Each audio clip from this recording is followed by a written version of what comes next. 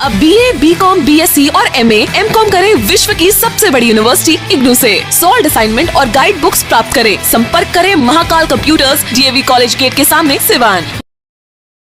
सिवान का सबसे विश्वसनीय Bharat store, Darbar market, main road, Siwan. Bharat store में मिलेंगे Realme, iPhone, OnePlus, Oppo, Vivo, Samsung के साथ और भी कई कंपनियों के मोबाइल। 0% फाइनेंस की भी सुविधा। आज ही चले और अपना मनचाहा हैंडसेट ले। Bharat store, Darbar market, main road, Siwan. Mobile number 9709945529 8789312293। नमस्कार, ATN लाइव में आपका स्वागत है और मैं कैलाश कश्यप एक नई खबर के साथ आपके सामने मौजूद हूं। हम आज चर्चा करने वाले हैं नगर परिषद के जो चुनाव होने वाले हैं। हालांकि उसका अभी परिसीमन वगैरह तय नहीं हुआ है, वो भी लेट हो रहा है, उसको लेट ही माना जाएगा। चूँकि अभी सारा सिस्टम MLC चुनाव में लगा हुआ है, लेकिन नगर परिषद चूँकि एक नया रूप अब दिया जा रहा है। सरकार का भी कुछ गाइडलाइन आया हुआ है जिसमें ये कहा गया है कि अब नगर परिषद के जो अध्यक्ष और उपाध्यक्ष होंगे उनका चुनाव अब पार्षद नहीं करेंगे। अब उनका चुनाव ये जो आम जनता है, जिस तरह आम जनता अपने वार्ड के पार्षद को चुनती है, ठीक उसी तरह सिवान की जनता अब अपने मुख्य पार्षद यानी कि चेयरमैन और वाइस चेयरमैन, सभापति और उपसभापति का चुनाव करने वाली है। तो इसको लेकर के भी एक लंबी बहस चली है। चूँकि नगर परिषद हमेशा सिवान का नगर परिषद कुछ हमेशा चर्चा में रहा है और उसको लेकर के कहा गया है कि अब जब जनता मुख्य पार्षद और उप पार्षद का जब चुनाव करेगी तो भ्रष्टाचार वगैरह ये सब बंद होगा। तो कुल मिला के तस्वीर ये है कि आने वाले MLC चुनाव के बाद से हमें लगता है कि 4 अप्रैल को जब MLC चुनाव समाप्त हो जाएगा, उसके बाद से नगर परिषद पे सबकी नज़र होगी और पूरे नगर परिषद की जो राजनीति होगी वो काफ़ी उफान पे होगी। लेकिन जो प्रत्याशी हैं, जो लड़ने वाले हैं, कैंडिडेट हैं, वो अभी से क्या कुछ दिन पहले से वो पूरे अपने को स्थापित करने में लगे हुए हैं। हमारे साथ हम अभी वार्ड जो बड़ी मस्जिद का इलाका है, बड़ी मस्जिद के पीछे का, इस वार्ड में वार्ड नंबर 22 वार्ड नंबर 22 में ये शहीद आज हम लोगों के बीच नहीं हैं, श्रीकांत भारतीय। ये इलाका उनका रहा है और श्रीकांत भारतीय ने एक मिसाल कायम किया इस पूरे वार्ड को संवारने में। लेकिन दुर्भाग्य रहा, अच्छे लोगों को भगवान से बड़ा प्यार होता है और वो समय से पहले ही श्रीकांत भारती को अपने पास बुला लिए। एक दुर्घटना में उनकी हत्या कर दी गई और उसके बाद से यहाँ की वार्ड नंबर 22 की जो राजनीति है, उनके पुत्र सत्यम भारती वो उन्होंने संभाला है। कुछ दिनों तक उनकी पत्नी उन्होंने संभाला, लेकिन उसके बाद सत्यम भारतीय श्रीकांत भारती के पद चिन्हों पे चलते हुए उनकी पूरी राजनीतिक जो विरासत है उसे उन्होंने संभाला। और अब चूंकि नए सिरे से चुनाव होने जा रहा है और नगर निगम बनाने की भी चर्चा है, कई वार्ड बढ़ाए जा रहे हैं, तो इसमें अब नई राजनीति भी शुरू हो रही है।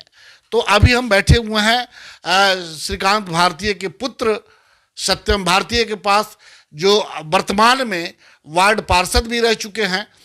अब उन्हीं से पूछते हैं कि इस बार का जो चुनाव होने जा रहा है वार्ड को लेकर के, इसमें आपने अपने को कहाँ रखा है? सबसे पहले तो आपके चैनल को धन्यवाद, आभार जो आप हमारे यहाँ आए हैं।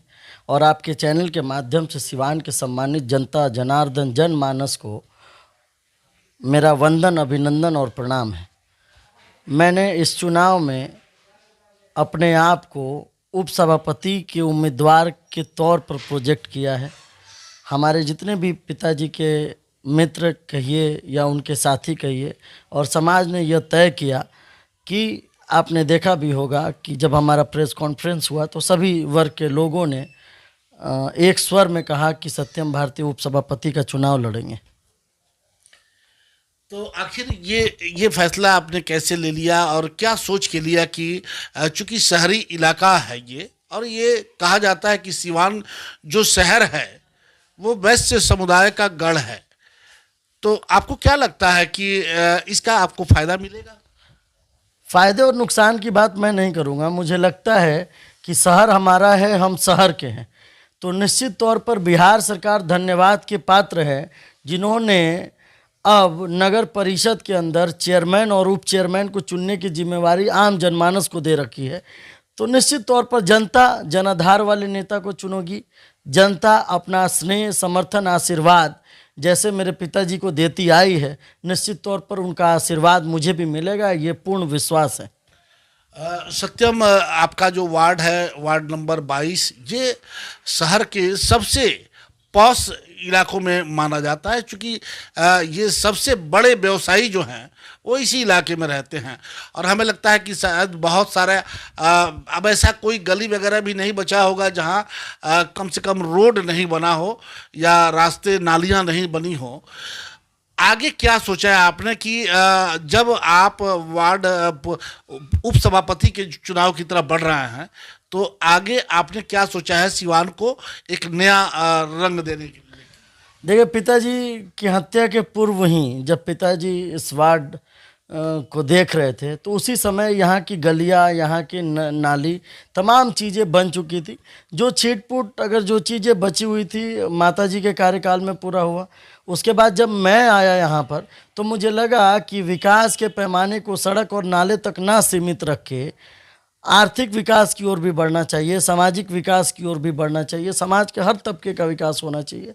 इसी क्रम में मैंने शिक्षा के ऊपर भी काम किया। आपको पता होगा कि मैं जब इस वार्ड का पार्षद बना तो मैंने 4 बच्चों को गोद लिया। उनके पठन पाठन का सारा खर्च अपने जेब से खर्च करता हूँ।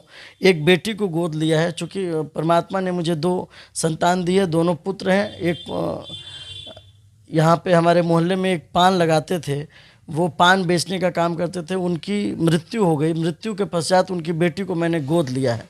तो मुझे लगता है कि जब आप नगर परिषद के अंदर आते हैं तो ये तो मूलभूत सुविधाएं हैं जो शहर के लोगों को या जो ग्रामीण इलाके से जो लोग आ गए, मैं उनका भी स्वागत आपके चैनल के माध्यम से करना चाहता हूं, क्योंकि जब मैं ग्रामीण इलाकों में घूम रहा हूं तो उनके अंदर बहुत गजब का उत्साह देखने को मिल रहा है। वो इस बात से आश्वस्त है कि अब शहर जिस आयाम और जिस विकास के पैमाने को छूता है, अब वो भी निश्चित तौर पर उससे अछूते नहीं रहेंगे। और मेरा मानना है कि वो इस तरह के उम्मीदवार को चुन के ले आएंगे जो सुदूर गांव को भी शहर से बढ़िया विकास की ओर अग्रसर करे। तो मेरा अपना मानना है कि विकास जो है सड़क नाली से ऊपर उठकर भी बढ़ने की ज़रूरत है। मैंने बताया ना कि शैक्षणिक विकास की ओर जोर दिया, महिलाओं के सशक्तिकरण की ओर जोर दिया, अन्य तमाम चीज़ें हैं जिसके ऊपर मैंने काम किया और लोगों ने मुझे सराहा है, लोगों ने मुझे सहयोग किया है। और यही एक आधार है कि जब मैं उपसभापति के तौर पर लोगों के बीच जा रहा हूं तो पिताजी के नाम पर और अपने किए गए कामों पर लोगों से स्नेह, सानिध्य और सहयोग मांग रहा हूं। सत्यम, आज की जो राजनीति है वो अब बदल रही है। अब उसके कई नए नए रूप सामने आ रहे हैं। अब ये आप नहीं कह सकते हैं कि भाई हम अब रोजगार की किसी को चिंता है, महंगाई को चिंता है। आजकल ये देखा जा रहा है कि पैसे राजनीति में, जिसको राजनीति करना है वो पैसे का एक बड़ा महत्व रोल, अब अहम रोल हो गया है। पहले होता था कि नहीं, पैसे का कोई नहीं, लेकिन अब जो राजनीति हो रही है वो पैसे का। और नगर परिषद जो सभापति या उपसभापति को लेकर के जिस तरह की अभी सिवान में होड़ मची है और पैसे का एकदम माने गंगा बह रही है, अभी से बह रही है, उसमें सत्यम अपने को कहाँ पाते हैं? देखिए, पहली बात तो स्पष्ट करना चाहता हूँ कि पैसे की सियासत और पैसे से ही अगर नेतागिरी करना होता और पैसे ही से ही इस देश की गद्दी पे बैठना होता तो इस देश का प्रधानमंत्री और राष्ट्रपति अंबानी और अडानी के परिवार से होते, ना कि हमारे और आपके जैसे बीच से कोई चाय वाले का बेटा ये पुरानी बातें हो गई, इसका कोई मतलब नहीं है। आज के समय में कम से कम आज की जो राजनीति है इसका कोई मतलब नहीं है। निश्चित तौर पर इसका मतलब है, क्योंकि सोच बदलने की आवश्यकता है। मेरा मानना है कि अगर आप अपने चुनावी समीकरण के लिए, अपने पीछे लोगों को घुमाने के लिए अगर 500 रुपये देते हैं सिर्फ चुनाव तक, तो ये एक बेमानी सा है आपके विकास की बात से, आपके समाज से जो भी आप सरोकार रखते हो उसके लिए, उसके साथ ये बेमानी है। मेरा मानना है कि 500 रुपये किसी को रोज़ देने से बेहतर है कि उसको रोज़ 500 रुपये की खेती करना सिखा दे, तो निश्चित तौर पर समाज विकास के उन तमाम आयामों को छूने का कार्य करेगा। अभी नगर परिषद, चूंकि सिवान नगर परिषद भंग कर दिया गया है, आप लोग एमएलसी चुनाव में हिस्सा नहीं ले रहे हैं, लेकिन जो एमएलसी चुनाव में जो वोटर हैं वोट देने के लिए, उनकी बोली अभी से लगनी शुरू हो चुकी है, बल्कि हम तो कहेंगे कि लग भी गई है। और एक एक जो कहना नहीं चाहिए, ये लोकतंत्र के बिल्कुल खिलाफ है, लेकिन सच्चाई ये है कि एक एक पार्षद, एक एक वार्ड के लोग, एक एक चुने हुए जनप्रतिनिधि टके टके के भाव में बिकने के लिए तैयार। देखिए, मैं इसका बड़ा प्रबल विरोधी रहा हूँ। मैं अभी भी आपके चैनल के माध्यम से कह रहा हूँ कि पैसे की सियासत समाज के हर तबके के लिए खतरा है। आने वाले दिनों में स्थितियाँ ऐसी ही रही तो कोई भी गरीब का बेटा नेता नहीं बन पाएगा, और जब कोई गरीब का बेटा नेता नहीं बन पाएगा तो समाज के हर तबके के विकास आप किसी से भी ये कामना और ये आशा नहीं कर सकते, क्योंकि जब तक कोई व्यक्ति समाज के हर तबके को नहीं देखेगा, महसूस नहीं करेगा, तो उसके विकास की बात कैसे कर सकता है। सिर्फ पैसे तक ही सीमित मत रखिए। आज एक सबसे ज्वलंत मुद्दा है, आपके चैनल के माध्यम से कहना चाहते हैं, उड़ता पंजाब एक फिल्म आई थी, कुछ दिनों बाद स्थितियाँ ऐसी ही रही तो निश्चित तौर पर उड़ता सिवान बनेगा। शराब से इंसान खराब होता है, नशा से नस्लें खराब हो रही हैं। नशा के ऊपर बेहतर काम करने की आवश्यकता है। समाज के हर लोगों को इसमें आगे आने की आवश्यकता। आप देख रहे होंगे हर घर से, मतलब जो सिवान शहर में है, वो जितने भी सरकारी विद्यालय हैं, सरकारी स्कूल हैं या सरकारी कैंपस है, शाम के बाद जब वहाँ पर लोग तरकारी खरीद के अपने अपने घर को चले जाते हैं, शाम के बाद, हाँ, ये सारे स्मैक का अड्डा बन चुका है। जितने भी सिवान के अंदर या कहीं पे भी, मैं सिर्फ ये नहीं बोलता हूँ कि उड़ता सिवान बनेगा, बल्कि उड़ता हिंदुस्तान भी बनेगा आने वाले दिनों में, अगर समाज के लोग इस पर गंभीरता से नहीं सोचे, नहीं कार्य किए तो। जितने भी छोटे मोटे अपराध हैं उनकी पृष्ठभूमि के पीछे मैक्सिमम जो औसतन कड़ी है वो नशा से जुड़ता है। नशा के ऊपर भी काम करना समाज के हर जनप्रतिनिधि के लिए, समाज के हर रंग के लिए, खास तौर से आप लोकतंत्र के चौथे स्तंभ है, मैं आपसे भी आग्रह करूंगा कि नशा के ऊपर एक गंभीर चोट करने की आवश्यकता है, क्योंकि अगर नशा यथावत चलता रहा तो नस्लें खराब हो जाएंगी और सारा विकास धरा का धरा रह जाएगा। चलिए, नशे पे हम लोग चर्चा करेंगे, लेकिन अब नगर परिषद पे हम आ जाते हैं।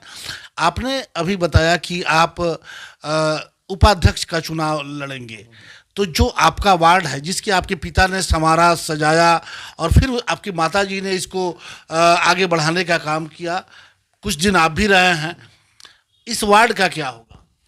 अभी तो रोस्टर आने बाकी हैं, परिसीमन आएगा, सारे लोग बैठेंगे, जो भी अभिभावक गण हैं वार्ड के, हमारे शुभचिंतक हैं, मित्रगण हैं, युवा साथी हैं, सभी लोगों के साथ हम बैठेंगे और इस पर बैठ के निर्णय लिया जाएगा कि अब इस वार्ड के लिए क्या करना है, क्योंकि जब तक परिसीमन नहीं आएगा कुछ भी कहना जल्दबाजी होगी। आपने देखा कि अभी सत्यम भारतीय जो वार्ड नंबर 22 के वर्तमान में अभी पार्षद हैं, लेकिन इनसे जब चर्चा हुई तो इन्होंने साफ शब्दों में कहा कि वो नगर परिषद के उप सभापति के लिए वो अगला चुनाव लड़ना चाहते हैं, उनकी इच्छा है।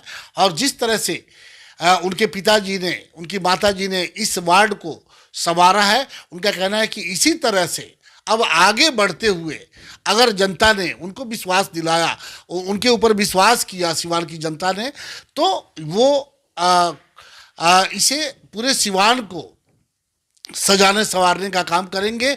और सबसे बड़ी बात है कि ये शहर का जो इलाका है, चाहे आप लोकसभा की बात कर लें या विधानसभा की बात कर लें, ये सभी राजनेता जानते हैं कि शहर का जो इलाका है ये वैश्य समुदाय का इलाका है और वैश्य समुदाय से ही आते हैं सत्यम भारतीय। अब देखना है कि सत्यम जो शहरी क्षेत्र के जो लोग हैं उनके दिलों में कितनी जगह बना पाते हैं, ये तो आने वाला वक्त ही बताएगा। अभिनव सेवा क्लिनिक एवं मैटरनिटी सेंटर, जहां जनरल फिजिशियन और पटना के पूर्व सिविल सर्जन डॉक्टर एस.के. अमन के द्वारा छाती, पेट, मूत्र, जोड़ रोग का बेहतर इलाज किया जाता है। वहीं बिहार सरकार की चिकित्सा पदाधिकारी डॉक्टर श्रीमती निशा कुमारी अंजलि के द्वारा स्त्री एवं प्रसूति रोग का सकुशल इलाज होता है। 24 घंटे इमरजेंसी सेवा उपलब्ध है। अच्छे और बेहतर इलाज के लिए एकमात्र अभिनव सेवा क्लिनिक एवं मैटरनिटी सेंटर, बड़हरिया स्टैंड से 100 मीटर उत्तर तरफ, Chakia road, Siwan. Helpline number 9955921144। Thyroid, sugar और मोटापे से हैं परेशान तो मेट्रो हॉस्पिटल सिवान है एक बेहतर समाधान। Doctor M.S. अहमद अंतर्राष्ट्रीय कुशलताओं के साथ दे रहे हैं सेवाएं। संपर्क करें centre point, Chakia Bindusar road, Siwan.